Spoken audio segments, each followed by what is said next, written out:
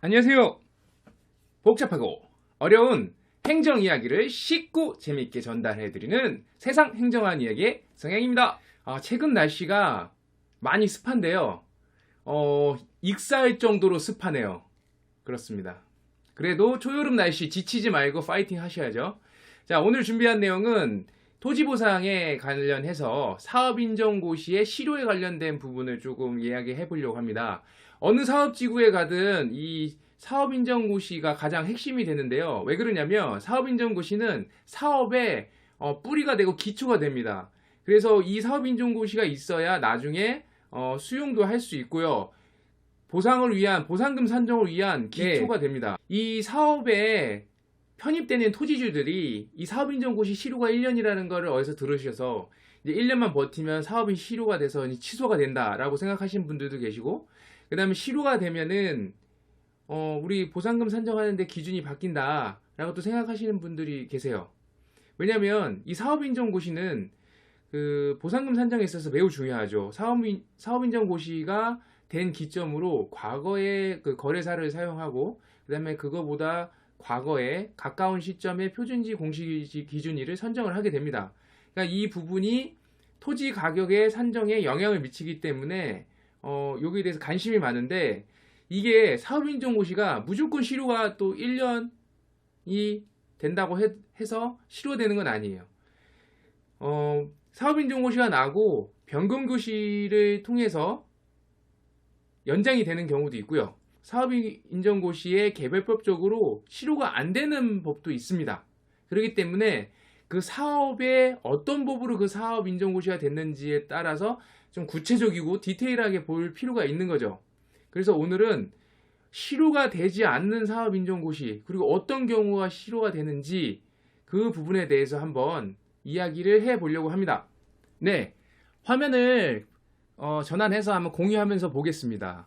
이 화면에 띄워놓은 것은 이제 토지보상법이고요. 토지보상법 23조에 보면 사업 시행자가 사업인정고시가 된 날부터 1년 이내에 재결 신청을 하지 아니한 경우에는 사업인정고시가 된 날부터 1년이 되는 날에 다음 날에 사업인정은 그 효력을 상실한다 라고 되어 있습니다. 그래서 이 공시법에 보면은 사업인정고시가 되고 재결 신청을 하지 않으면 1년이 지난 날 다음 날부터 사업인정 효력이 상실한다고 되어 있어요. 그 사업인정고시라고 하는 것은 그 사업의 특성에 맞게 개별법에 의해서 사업인정고시를 받는 거예요. 뭐 도로를 만든다고 하면 도로법, 택지지구를 만든다고 하면 공공주택 특별법, 이런 그 각각의 개별법에 의지해서 사업인정고시를 받는데, 예를 들어서 여기 11번을 사항에 보면은 택지지구를 조성하는 거는 사업인정고시를 받을 때 공공주택 특별법이라는 법에 의해서 그 사업인정고시를 받는 거예요. 공공주택 특별법에 특례사항이 있다고 하면 아무리 토지보상법이 있더라도 이 특례법을 따라가는 거거든요. 공공주택 특별법은 사업인정고시의 근거는 공공주택지구 지정에 관련된 부분으로, 특례사항은 재결 신청 기간에 대한 특례사항으로 사업 시행 기간 내에 하면 돼 있어요. 자, 그러면은 이게 법령을 가서 한번 찾아볼게요. 공공주택 특별법입니다. 여기 공공주택 특별법 27조 3항에 보면 토지 수용 또는 사용에 대한 재결 신청은 아까 말씀드렸던 토지보상법 23조에도 불과하고 지구계획 또는 다른 주택건설사업계획서에 정하는 사업의 시행기간 내에 할 수 있다 라고 돼 있어요. 이 말은 뭐냐면 토지보상법에 정한 사업인정고시의 실효기간을 1년으로 되어 있지만, 그럼에도 불구하고 공공주택 특별법으로 인해서 사업인정고시를 받을 때 거기 밑에 이제 사업기간이 나와 있죠. 사업기간이 예를 들어 2020년부터 2024년까지다 하면 그 기간 내에는 실효가 안 된다는 거예요. 자, 그러면 또 다른 법을 한번 볼게요. 이제 고도보존 육성에 관한 특별법이 있어요. 그런데 재결 신청 기간에 대한 특례는 재결 신청 기간 없음 이렇게 돼 있어요. 그래서 이 법의 17조 사항을 또 한번 찾아가서 보면 고도 보존 및 육성에 관한 특별법 17조를 보시면 협의 또는 수용에 관한 취득 등이 있습니다. 여기에 사항을 보면요. 좀 내리겠습니다. 사항.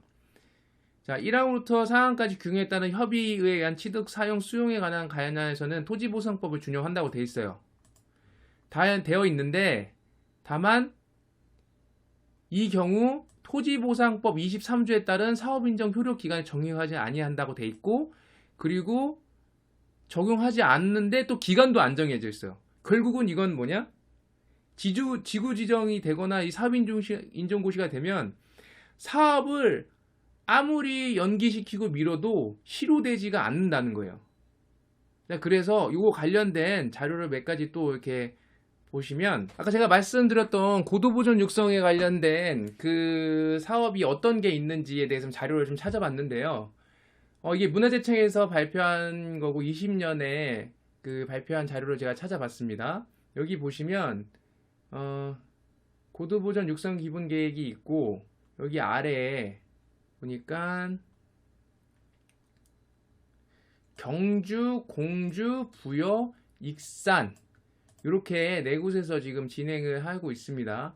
그래서 이 중에 하나 사업인정고시를 한번 제가 찾아봤는데요. 네, 대한민국 정부 간보에 이제 2012년 간보거든요. 2012년 간보에 보면 여기 문화재청 고시해갖고 12년 4개 고도 경주, 공주, 부여, 익산 지구 지정을 했어요. 이건 뭐 내용은 문화재청 고시해갖고 4개의 고도의 지구를 지정한다 라고 돼 있어요. 그러면 이 사업은 2012년 기준으로 사업인정고시가 된 거고, 그 뒤에 사업이 더디게 진행이 되고 한참 시간이 흘러도 이 사업은 실효가 되지 않아요. 자, 이렇듯 사업인정고시의 실효에 대한 부분은 가격적인 부분이랑 연결되어 있어서 쟁점이고 관심사항입니다. 하지만 우리가 알고 있는 이 사업인정고시의 실효는 1년이다 라고 생각해서 무조건 또 주장할 수는 없어요. 왜냐하면 개별법마다 이 재결 신청에 관한 특례가 있기 때문에 앞서 말씀드렸던 어떤 사업은 사업 기간으로 하는 게 있고요. 또 어떤 사업은 아예 기간 자체가 없는 것도 있습니다.